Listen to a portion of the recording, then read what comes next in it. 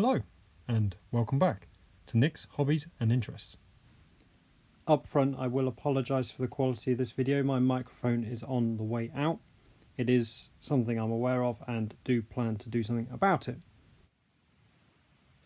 Right, today's video. Why keep your small, cheaper loco? As you go and build and of course invest more money, naturally you get better trains, better models, and you kind of put to one side your cheaper trains. Take i.e. this little guy. Bought him without a box, just in one of these toy fairs, and he is easily one of my most cheaper range. He still works, but what about trains? Let's say this little one. This was a little Bachmann engine that no longer works. I imagine it's a motor issue. But why part with him when you could possibly do more? If you're yet to try weathering your engines, why start with, let's say, one of my Dapple engines? Why start with the larger engine that costs a lot more money when I've got an engine that doesn't work that was cheaper, to be honest? If you want to do any modifications, adding lights, if you're just going to simply glue in some figures, why waste your money and also your precious engines when you're only a beginner?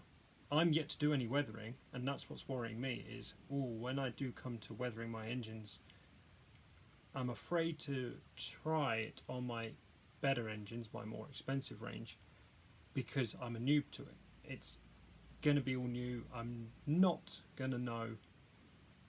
I'm going to learn, aren't I? As I do it, I'm going to learn and improve, and my best quality is not going to be right away. It's going to be further down the line. So, why not start with your cheaper engines? I've got a bunch of the Hornby engines that you get for being a Hornby magazine club member.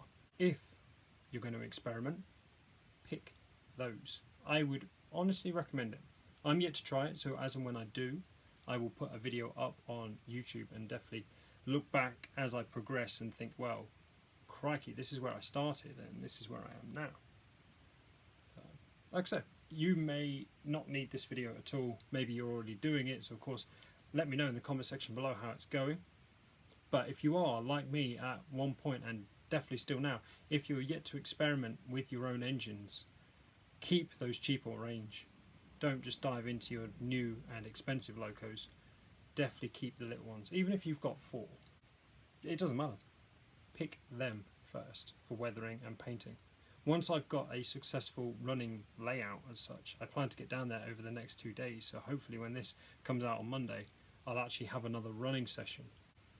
Once I've got a running session and actually a train set, I'll start obviously running my engines and start getting into the scenic side, and once I'm doing that, I'll be buying the paints and the spray gun, and I'll be investing more money into the train set, and naturally I will eventually get round to, let's say, weathering little engines. Okay, this one's a bit dusty, but on top of weathering it and adding more detail, you could of course add fine bits, I'm not saying sawdust, but add flecks of dirt, let's say, to really give it more life, make it more dirty on the front, but not just so that you can see it, but so you can actually feel it, so you can feel the dirt and grime on the front of the engine, let's say. A lot of people use all different techniques. I was watching a video the other day. He was grinding up tea bags, like the tea leaves, and they grind them all together to make a like a dirt sort of fine texture.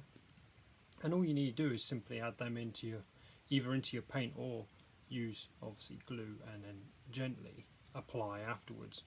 But I'm yet to experiment. Honestly, I'd say check out other channels. That's what I do a lot. Pretty much everything I know, whether it's trains, statues and figures, artwork, nearly everything I know has come from other people. It's why I started my channel. Is I saw loads of different other YouTubers covering things that I loved, and I was like, right, I want to get in there. I want to show people what I love and do what I want to do, basically. So yes, this video doesn't need to be any longer. If you've got any other ideas of why to keep your cheaper locos and why not to throw them, of course, just comment away. As always, like, share, subscribe, ring the bell if you wish, and as always, take care.